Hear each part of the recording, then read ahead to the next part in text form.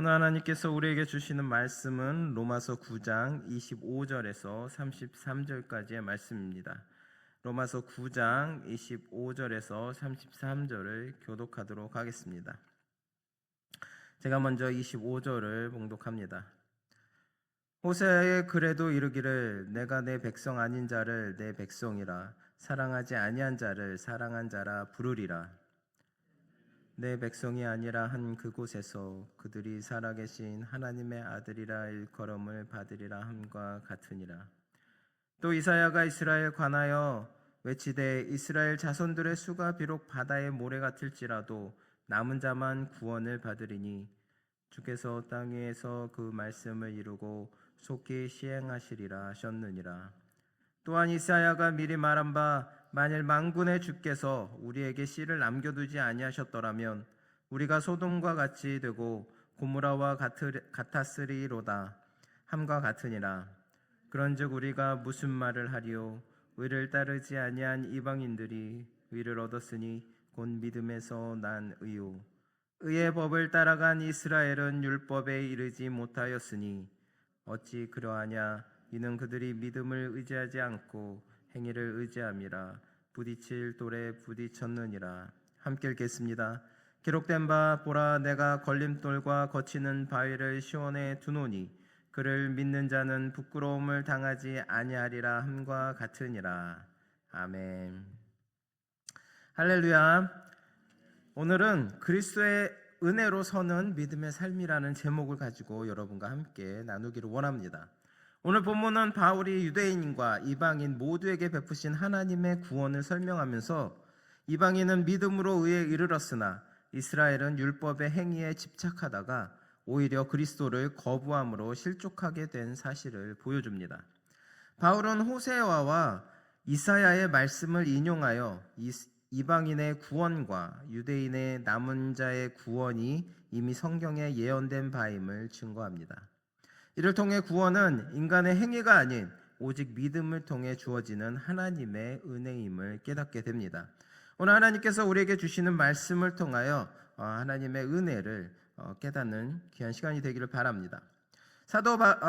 바울 사도는 로마서 9장 25절에서 26절에 구약 호세아의 말씀을 인용하여 하나님의 놀라운 구원의 은혜를 강조합니다.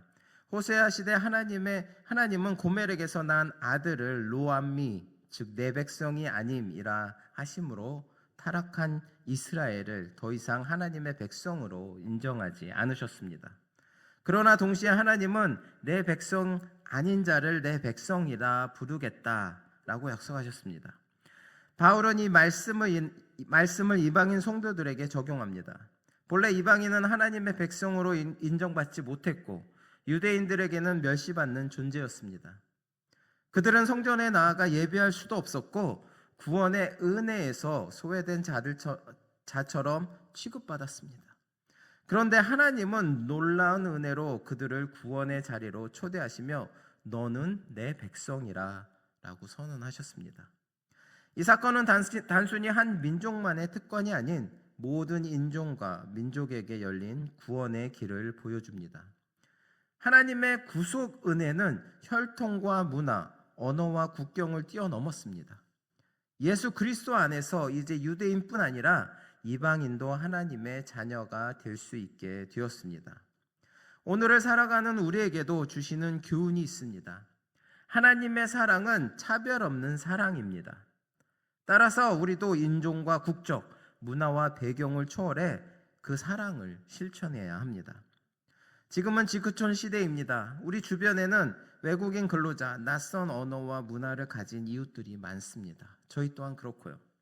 하나님께서 내 백성 아니었던 자였던 우리를 받아주신 것처럼 우리도 열린 마음으로 하나님을 모르는 사람들에게 다가가야 하겠습니다.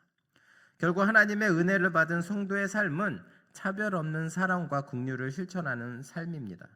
우리가 받은 구원의 은혜를 세상 속에서 나누며 하나님의 사랑을 증거하는 삶을 살아갈 때 진정한 그리스도의 제자가 될 수 있는 것입니다. 오늘 본문 27절에서 구원은 혈통적 이스라엘 전체에게 주어지는 것이 아니라라고 말씀하셨습니다. 하나님께서 택하신 소수의 남은 자에게만 임한다고 말씀하십니다. 하나님께서는 아브라함에게 그의 후손이 바닷가의 모래같이 많아질 것이라고 약속하셨지만 실제로 이스라엘 백성은 하나님을 떠나 우상을 숭배하고 악을 행했습니다. 그 결과 하나님은 아수르와 바벨론을 사용해 심판하시되 회개하고 믿음을 지킨 소수의 남은 자만을 보존하셨습니다. 성경은 언제나 구원이 남은 자를 통해 이루어졌음을 보여주고 있습니다. 노아 시대에는 방주에 들어간 노아의 가족만, 또 소돔과 고모라에서는 의인 롯과 그의 가족만, 또 출애굽 세대 중에는 여호수아와 갈렙뿐이었습니다. 바알에게 무릎 꿇지 않은 소수만이 신앙을 지켰고 예수님 당시에도 그리스도를 믿고 영접한 소수만이 구원을 얻었습니다. 결국 구원은 다수가 아니라 믿음을 지킨 남은 자에게 주어졌습니다. 그렇다면 오늘날 남은 자는 누구입니까? 첫째로 불의한 세상에서 우상과 세속에 굴하지 않고 신앙의 정절을 지키는 사람들입니다. 또한 고난과 환난 속에서도 하나님을 끝까지 의지하는 사람들입니다. 마지막으로 세상에 타협하지 않고 거룩함을 지키며 끝까지 믿음을 지키는 사람입니다. 그것이 바로 오늘날 남은 자들입니다. 주님께서 말씀하셨듯이 청함을 받은 자는 많되 택함을 입은 자는 적으니라 라고 말씀하셨던 것처럼 교회에 출석한다고 종교적 형식을 지킨다고 모두 구원받는 것은 아닙니다. 환난과 핍박이 와도 믿음을 끝까지 지키는 자, 세상의 유혹 앞에서도 하나님을 온전히 의지하는 자가 하나님께서 인정하시는 남은 자들인 것입니다. 우리 사랑하는 성도 여러분, 이 마지막 때 그저 하나님 교회에 출석하고 그저 종교적 형식을 취하는 것이 아니라 온전히 하나님만을 의지하고 어떠한 유혹과 어떠한 어려움 속에서도 하나님만을 의지하고 따라감으로 인해서 하나님께서 인정하시는 마지막 때의 남은 자들이 되시기를 바랍니다. 29절에서 이사야 1장 9절을 인용하여 멸망 속에서도 남은 자의 중요성을 강조하고 있습니다. 오늘 본 말씀 29절을 보겠습니다. 또한 이사야가 미리 말한 바 만일 만군의 주께서 우리에게 씨를 남겨두지 아니하셨더라면 우리가 소돔과 같이 되고 고모라와 같았으리로다 함과 같으니라 라고 말씀하셨습니다. 하나님은 소수의 남은 자를 통해 회복과 재건의 역사를 이루셨습니다. 바벨론 포로에서 돌아온 사람들도 모든 백성이 아니라 믿음을 지킨 소수의 남은 자들이었고 그들을 통해 예루살렘과 성전이 재건되었습니다. 오늘날 교회가 바로 남은 자들의 공동체입니다. 하나님께서 이 세상에 교회를 남기심으로 여전히 구원의 길을 열어두셨습니다. 남은 자로서 우리는 단순히 천국에 가는 것을 넘어 세상의 빛과 소금으로 살아가며 복음을 전하고 또 한 영혼이라도 더 주님의 심판에서 구원받도록 사명을 감당해야 합니다. 사랑하는 성도 여러분, 우리도 시대와 환경 속에서 믿음을 잃지 않고 끝까지 주 안에서 신앙의 정절을 지키는 남은 자가 되어야 하겠습니다. 하나님께서 맡기신 구원의 사역에 충성하며 세상 속에서 하나님의 영광과 그리스도의 향기를 나타내는 삶을 살아가시는 저나 여러분 되시기를 바랍니다. 오늘 30절에서 이렇게 말합니다. 의를 쫓지 아니한 이방인들이 의를 얻었으니 곧 믿음에서 난 의. 즉 하나님과 의와는 거리가 멀었던 이방인들이 그리스도를 믿음으로 의롭다 하심을 얻었다고 말씀하고 있습니다. 중요한 사실은 의의 근거가 인간의 행위가 아니라 믿음이라는 점입니다. 의는 인간의 노력에서 나오는 것이 아니라 전적으로 하나님께로부터 주어지는 은혜입니다. 반면 유대인들은 율법을 지킴으로 의에 이를 수 있다고 믿었습니다. 자신들의 경건 행위를 자랑하며 스스로 의롭다 여기기까지 했습니다. 누가복음 18장을 보면 바리새인의 기도가 그 예입니다. 그는 금식하고 11조를 드리며 다른 죄인과 같지 않음을 자랑했지만 그것은 겸손이 아니라 자기 의를 자랑하는 교만이었습니다. 성경은 분명히 말합니다. 로마서 3장 20절에 율법의 행위로 그 앞에 의롭다 하심을 얻을 육체가 없나니 율법으로는 죄를 깨달음이니라. 율법은 인간을 의롭게 만드는 수단이 아니라 오히려 죄를 드러내는 거울이라고 말씀하고 있습니다. 따라서 자신의 노력으로 의에 도달하려는 모든 시도는 실패할 수밖에 없습니다. 하나님은 인간의 행위가 아니라 믿음의 법을 통해 의를 주십니다. 이는 곧 예수 그리스도를 믿음으로 말미암아 얻는 구원의 길입니다. 바울은 이를 이렇게 증거합니다. 로마서 1장 17절에 복음에는 하나님의 의가 나타나서 믿음으로 믿음에 이르게 하나니 기록된 바 오직 의인은 믿음으로 말미암아 살리라. 그러므로 우리는 스스로의 노력이나 선행으로 의를 얻을 수 있다고 생각하는 교만을 버려야 합니다. 인간의 힘으로 의를 얻으려는 것은 아담이 선악과를 먹고 스스로 하나님처럼 되려 한 교만의 반복과 다름없습니다. 하지만 참된 믿음으로 의롭다 하심을 얻은 성도에게는 반드시 삶의 열매가 나타납니다. 행위는 구원의 수단이 아니라 구원받은 결과로 자연스럽게 드러나는 것입니다.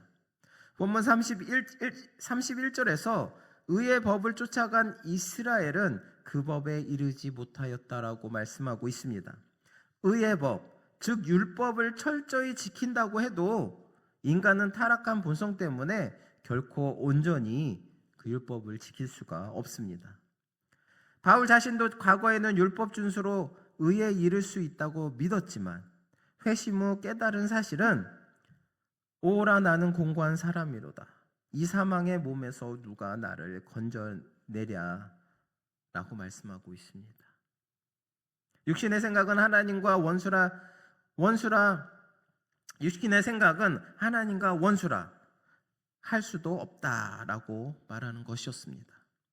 그렇다면 인간은 구원받을 길이 없는 것일까요? 아닙니다. 하나님은 새로운 길, 곧 믿음의 법을 우리에게 주셨습니다. 로마서 8장 4절은 이렇게 증거합니다. 육신을 쫓지 않고 그 영을 쫓아 행하는 우리에게 율법의 요구가 이루어지게 하려 하심이라. 다시 말해 성도는 자기 행위가 아니라 그리스도의 영을 따라 행할 때 율법의 요구가 이루어지는 것입니다. 믿음의 법이란 곧 예수 그리스도를 믿는 법입니다. 하나님께서는 인간이 율법으로 의에 이를 수 없음을 아시고 죄 없으신 예수 그리스도를 보내시어 십자가에서 죽게 하셨습니다. 그분의 죽음은 율법의 모든 요구를 충족시켰고 이제 그리스도를 믿는 자마다 의롭다 하심을 얻습니다. 결론적으로 우리가 의롭게 되는 길은 오직 믿음의 법, 즉 예수 그리스도를 믿는 믿음뿐입니다. 율법의 행위가 아닌 그리스도 안에 있는 믿음으로 우리는 하나님과 화목하게 되고 온전히 의인으로 세워집니다. 그러므로 우리는 자기 행위에 의지하지 않고 오직 그리스도의 은혜를 믿는 믿음 위에 굳게 서야 합니다. 내가 얼마나 봉사를 많이 했고 얼마나 헌금을 많이 했고 얼마나 좋은 일을 많이 했고 얼마나 남보다 뛰어나고 똑똑하고 그 모든 행위들이 하나님 앞에서는 의가 아니라는 것입니다. 오직 그리스도를 믿는 믿음 안에서 우리는 의롭다 여겨짐을 받는 것입니다. 내가 아무리 세상에서 부족하다라고 하더라도 보잘것없는 존재라고 하더라도 온전히 하나님을 믿는 믿음 안에서 나는 의롭다 함을 얻어질 수 있는 것입니다. 그렇기에 이 세상에서 내가 아무리 부족하다 할지라도 여러분은 걱정하지 마시기 바랍니다. 오직 그리스도를 믿는 믿음의 법을 따라감으로 인해서 하나님 앞에 그 누구보다도 의롭다 인정함을 받는 저나 여러분 되시기를 바랍니다. 32절을 보면 유대인들이 율법을 철저히 지키려는 노력에도 불구하고 구원에 실패했다는 사실을 증언하고 있습니다. 그들의 열심은 결코 가볍지 않았습니다. 역사 속에서 시리아군이 돼지고기를 먹으면 살려주겠다라고 했을 때 유대인들은 차라리 죽음을 택하며 율법을 지켰습니다. 안식일에는 물건을 제한 이상 들지 않고 편지 한 장 쓰지 않았으며 오늘날까지도 일부 유대인은 안식일에 불을 켜는 일조차 남에게 맡길 정도입니다. 이렇게 철저한 율법적 열심에도 불구하고 바울은 그들이 하나님 앞에서 실족했다고 말합니다. 왜 실패했을까요? 율법으로 의롭게 되려면 단 한 가지도 빠짐없이 모든 율법을 완벽히 지켜야 합니다. 그러나 인간은 내면까지 온전히 지킬 수 없으며 야고보 사도는 이렇게 말합니다. 야고보서 2장 10절에서 11절에 누구든지 온 율법을 지키다가 하나에 거치면 모두 범한 자가 된다라고 말씀하고 있습니다. 우리의 한계를 인정하지 않고 자기 행위에 의지하면 구원은 결코 얻을 수 없습니다. 그렇다면 우리는 어떻게 구원을 얻을 수 있을까요? 하나님께서는 새로운 길, 곧 예수 그리스도를 믿는 믿음을 주셨습니다. 즉 성도는 자기 행위가 아니라 그리스도의 영을 따라 행할 때 참된 의를 이루고 구원을 얻는 것입니다. 사도 바울은 33절에서 이사야의 예언을 인용하여 그리스도의 양면성을 설명합니다. 이사야서 8장 14절에 거치는 돌, 걸리는 반석과 28장 16절에 시험한 돌, 귀하고 견고한 기초돌은 서로 다른 뉘앙스를 가지고 있지만 모두 예수 그리스도를 가리킵니다. 예수님은 어떤 이에게는 걸림돌이 되고 어떤 이에게는 구원의 기초가 됩니다. 인간적 시선으로 보았을 때 그분은 볼품없고 거리끼는 존재였지만 그분을 믿고 영접하는 자에게는 구원의 반석이 되셨습니다. 시므온이 아기 예수를 안고 예언한 것처럼 예수님은 많은 사람의 패하고 흥함의 기준점이 되셨습니다. 결론적으로 예수 그리스도는 우리의 신앙을 판가름하는 기준입니다. 그분을 믿고 구주로 영접하는 자는 하나님의 자녀가 되어 의롭다 하심과 영생을 얻었습니다. 그러나 그분을 거부하는 자는 하나님과 교제할 수 없으며 심판 아래 놓일 수밖에 없습니다. 그러므로 오늘 우리가 붙들어야 할 교훈은 분명합니다. 성령과 말씀을 통해 우리로 하여금 예수님을 알게 하시고 믿게 해주신 하나님의 은혜에 감사해야 합니다. 우리의 신앙의 초점과 기준을 언제나 그리스도에 맞추고 세상 사람들에게도 그리스도께서 하나님이 세우신 구원의 반석임을 힘써 전해야 할 것입니다. 그렇게 할 때 우리는 흔들리지 않는 믿음 위에 굳게 서며 많은 이들이 그리스도 안에서 영생의 길을 발견하게 될 것입니다. 오늘 설교를 마무리합니다. 사랑하는 성도 여러분, 우리 본래의 신분은 멸망받아 마땅한 진노의 그릇이었습니다. 그러나 하나님께서는 긍휼히 여기시어 세상에 멸망할 자들 가운데서 우리를 건져주시고 자신의 백성으로 삼으셨습니다. 이 은혜는 우리의 공로나 자격 때문이 아니라 오직 하나님께서 긍휼히 여기신 주권적 은혜 때문입니다. 우리가 선택되고 부름받았다는 사실만으로도 감격과 경이로움으로 가득 차야 할 것입니다. 하지만 은혜는 단순히 누리는 것이 아닙니다. 하나님께서 주신 구원을 삶과 순종으로 드러낼 때 우리는 참된 은혜에 응답하게 되는 것입니다. 내가 하나님을 믿고 구원을 받았다고 그냥 그 자리에서 주여 주여 한다고 해서 하나님의 은혜에 응답하는 것이 아니라 우리의 삶에 순종으로 드러낼 때 바로 하나님의 은혜에 응답한다는 것입니다. 예수 그리스도는 하나님의 의 그 자체이시며 그분을 믿는 자만이 하나님으로부터 의롭다 하심을 받습니다. 반대로 자기 행위와 율법에 의지하는 자는 결국 하나님과의 올바른 교제에서 실족하게 됩니다. 그러므로 우리는 자기 노력이나 선행이 아니라 오직 그리스도의 은혜를 믿는 믿음 위에 서야 하겠습니다. 그 안에서 우리는 하나님과 온전히 교제하며 세상 속에서 소금과 빛으로 살아갈 수 있습니다. 오늘 이 시간 여러분 각자가 선택할 삶은 명확합니다. 자신의 힘과 공로에 의지하는 삶이 아니라 그리스도의 은혜 안에서 하나님과 동행하며 살아가는 삶입니다.